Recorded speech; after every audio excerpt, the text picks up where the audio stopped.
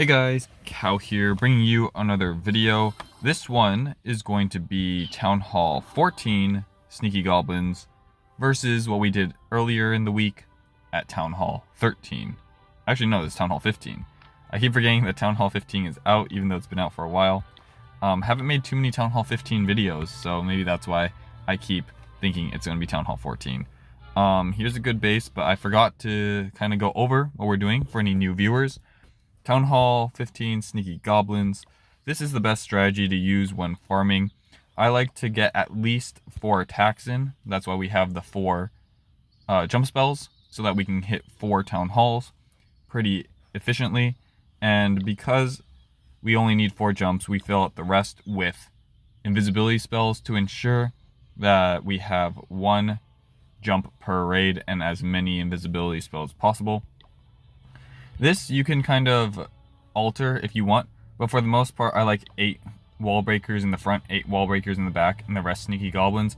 You can drop a few few wall breakers. This army was kind of built before the change where we could now make siege machines without any like gold. So it was kind of there, we don't use it because of that reason. But because it is free now, you have access to siege machines, so that might entice you to drop the wall breakers a little bit. I like the 8 just in case I hit a big raid with a lot of loot. Let's say like maybe 1 mil, and like 10k dark elixir. Here we don't want this one. And with those, when you're trying to get all the loot, it's very easy to go through all 8 of your wall breakers. When I go farming, and what I suggest you all do when farming, this is 7k, so we're going to go for this, is just go for the dark elixir. Especially after the elixir change, where it no longer costs elixir to make troops. It's now easier than ever to get elixir. And the only thing that changes is we need to spend dark elixir on making these super troops. So because of that, dark elixir will be spent more and is more valuable. And it's better to do, we'll see here, it's better to wow, it didn't go over there, that's strange. It's better to get a lot more dark elixir and lose out on regular elixir than it is to get a lot of everything. So pretty much think of it this way: if you do a raid like we're doing here, we're gonna get, ooh, are they in there? Nice. Oh, that's gonna kill them. Nice.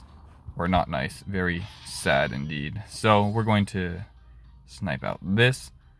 If you have enough troops to get all the loot, but through getting all the loot you get 2 attacks in, you will be, oh whoops, I didn't have to drop 2 there. Through getting all the loot, let's say here we got 7k, but if we got all the loot we might have used our whole army. But this allows us to go in and do another attack, and because we're allowed to do another attack, this essentially doubles the amount of dark elixir that we're able to get.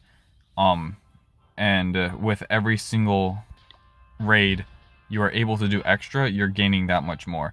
So through not using my army, let's say I get 2 additional attacks in, that means I'm tripling the amount of dark elixir I would have gotten with that army had I gone for all the loot.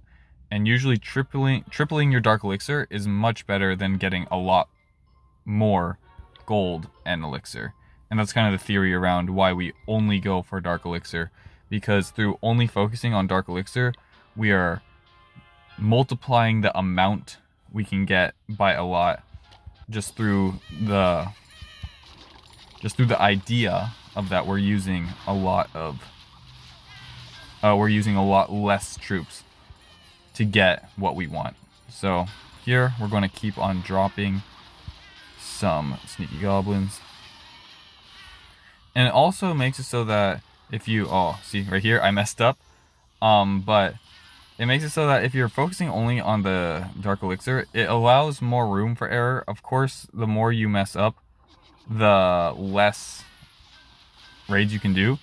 But even if you mess up, because you have so many troops, oh my gosh, my pinky hit that over there. So we're just showing all the mess ups today.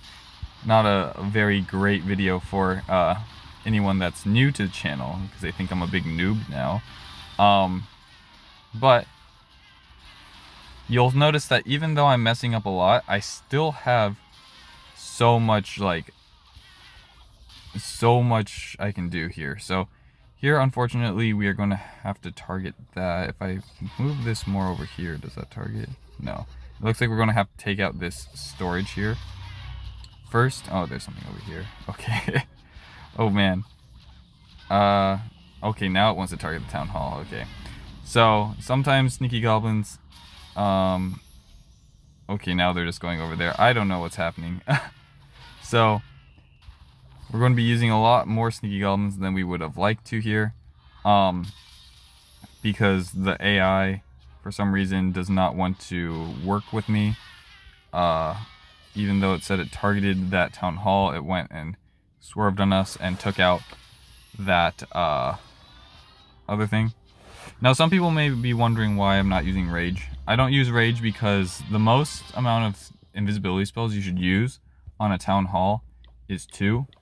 And that's how much space a Rage takes up. So, an invisibility spell is just flexible, more flexible than a Rage, because the thing that you're trying to do with a Rage is to destroy something. Well, if you make it invisible, then you will be destroying that thing regardless. So, that's why I don't bring any Rage. There are, of course, times where Rage would be nicer. Rage is definitely the easier spell to use because you just drop it. But I feel that even though invisibility spells are more difficult, it's a good skill to have because a lot of attacks require an invisibility spell when you go higher up in difficulty of attacks. And just being proficient with that spell is really useful, and it just makes it so that you can get a lot more loot with a lot less spell usage. So, especially if you're trying to be really efficient here. Here we have a lot of wall breakers. I'm going to drop 2 here, just in case the Royal Champion was going to be mean to us. I'm going to drop an invisibility here to get this wall breaker in there. Nice. And I'm going to drop a bunch of sneaky goblins here because we do have a lot of sneaky goblins left. And hopefully we can take this down. Nice. And here, because we're running low on invisibility. But okay, so we have to get that one there. Get that out there. And let's see if we go straight to the town hall. It looks like we will. We'll drop 1 sneaky goblin to make its way all the way over there to trigger any traps. Looks like we're clear, so we're going to drop a whole bunch here. And we're going to drop an invisibility spell right there. And it looks like it will be taken out. Nice. We're going to dip out and we get another 6k. So if we go to what we've done so far, we've done 1, 2, 3 attacks. Had I only been using 2 attacks, we would have only gone the first 2. So now we're up 6k and we still have enough troops to do another one. We only have 3 invisibility spells, so we have to be careful. But we still do have plenty of troops to do another attack here. And if you notice, I'm not even using my heroes. So heroes are good. If you have them, you can definitely use them. But they aren't necessary to be successful when it comes to farming Dark Elixir. So here we have another 7k. I think we're going to use a lot of wall breakers here, because this will be our last attack here. Just usually we can get 5, but we were a bit off when it came to the attacks earlier in the raid, unfortunately. And because of that, we won't be able to do a 5th one. But even though we were doing so poorly in this episode, we still are going to get that 4 attacks in. which kind of just shows you that even with a lot of mess ups like we did, getting the 4 attacks in is still not that difficult. So we might miss out on this drill right here, but we'll see. So I'm going to, okay, so we have to drop some sneaky goblins here to take out this storage here, and then we're going to attempt to kind of make our way into this. So here we're going to make this invisible there. Oh, we didn't quite make it. So here, let's see. Okay, so here I'm going to use my heroes because I have access to them, and because we did botch it a little bit. I was a bit late on the invisibility spell, and sneaky goblins get much more difficult once the scatter shot is introduced, because the scatter shot is very brutal in the sense that if you mess up a little bit, one of those hits, because your sneaky goblins are so clumped together, is usually enough to take out your whole, like, whatever you were trying to do. So here we're going to go send in everything because we have tanking for our troops. We're going to make it invisible here, and we're going to take out this town hall. So we are going to get everything there. We're going to miss out on 500, which I believe is in here, but we usually don't go for the clan castle because usually it's farther away. So that will be our 4 raids for today. Not the best showing, but it is what it is. You can't farm perfectly every day, and today was not quite a perfect farm day. However, we still got 4 attacks in, and these attacks were all victories, no losses here. So if you are pushing for trophies, it's very good.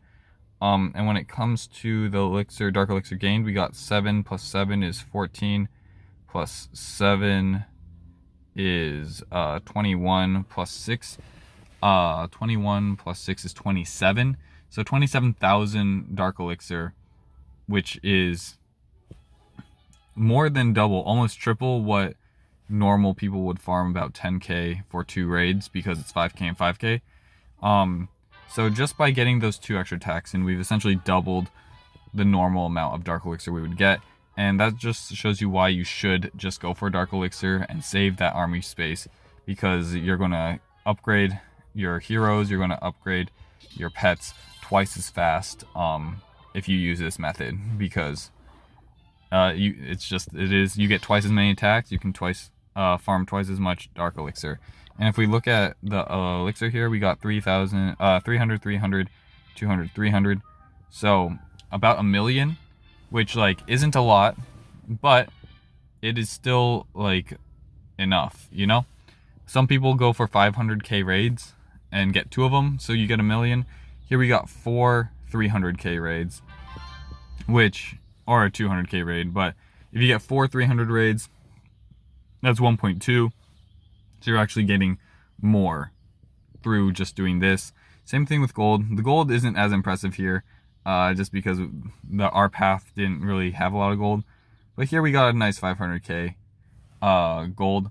And you also get the loot bonus for winning, which isn't a lot, but it's still something. So this is what I mean about how dark elixir is much more important to farm, because you're going to get a lot of elixir and gold just by playing the game. Dark elixir is just so much harder to get, and that's why we want to focus it. And it's so much more important because heroes are so important, and dark elixir troops and pets are so important. So hope you guys learned something.